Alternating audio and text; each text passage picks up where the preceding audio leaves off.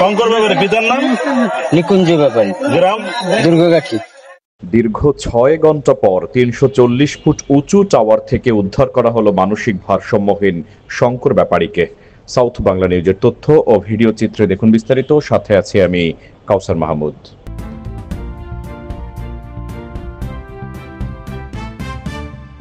দীর্ঘ ৬ ঘন্টা পর বিদ্যুৎ বিভাগের ৩৪০ ফুট উঁচু টাওয়ার থেকে উদ্ধার করা হলো মানসিক ভারসাম্যহীন শঙ্কর ব্যাপারীকে।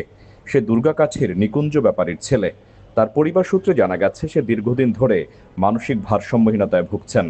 কাউকে কিছু না বলে যেদিক মন চায় সেদিক চলে যান। ২৬ আগস্ট দুপুর ১টার সময় লোকচক্ষুর আড়ালে বিদ্যুৎ অফিসের টাওয়ারের উপর উঠে পড়ে। সন্ধ্যা নদীর পূর্ব এবং পশ্চিম পারে বিদ্যুৎ বিভাগের ৩৪০ ফুট উঁচু সংযোগ টাওয়ার আছে, যার একটিতে উঠে পড়ে শঙ্কর ব্যাপারী। প্রত্যক্ষদর্শী সার্সিনা নার্সারির মালিক জানান, আমরা বেলা 12:30টার দিকে একটু চা পান করতে নার্সারি থেকে দোকানে যাই।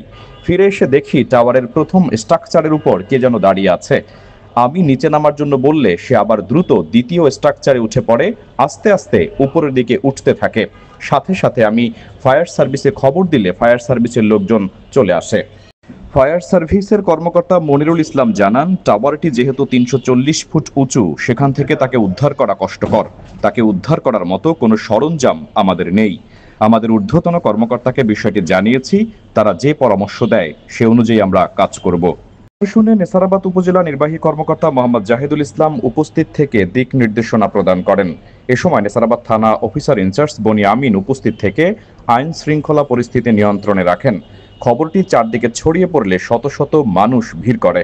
দীর্ঘ ৬ ঘন্টার পর স্থানীয় কালু, আবুল কালাম, রুবেল এবং ফায়ার সার্ভিসের লোকদের সহায়তায় রশি দিয়ে বেঁধে শঙ্করকে নিচে নামানো হয়। এ বিষয়ে নেসারাবাদ বিদ্যুৎ অফিসের এজিএম চন্দ্রশেখর গাইনের কাছে টাওয়ারের সেফটির বিষয়ে জানতে চাইলে তিনি জানান, আসলে এ ধরনের ঘটনা তো সচরাচর ঘটে না। তাছাড়া একটা নার্সারির মধ্যে টাওয়ারটি, ওখানে বাইরের লোকজন যাওয়ার কথা না। তারপরেও আমরা টাওয়ারের নিচে কাঁটাতারের বেড়া দিয়ে দেব। এ বিষয়ে নেসারাবাদ থানার ওসি বনি আমিন জানান, দীর্ঘ চেষ্টার পর তাকে উদ্ধার করা হয়েছে। যেহেতু সে মানসিক ভারসাম্যহীন, তাকে মেডিকেলে চিকিৎসার জন্য পাঠানো হয়েছে এবং পরিবারকে খবর দেওয়া হয়েছে। আপাতত তার পরিবারের জিম্মায় দিয়ে দেওয়া হবে।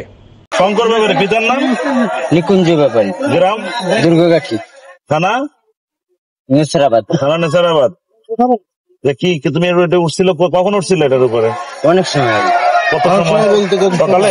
হ্যাঁ, সকালে। দুপুরে খাইছো কিছু? দুপুরে কেন তো উঠছিলে কেন? ওইটা তো মাথায় সমস্যা। ওটা মাথায় সমস্যা, তোমার কেটা কইছে? চলো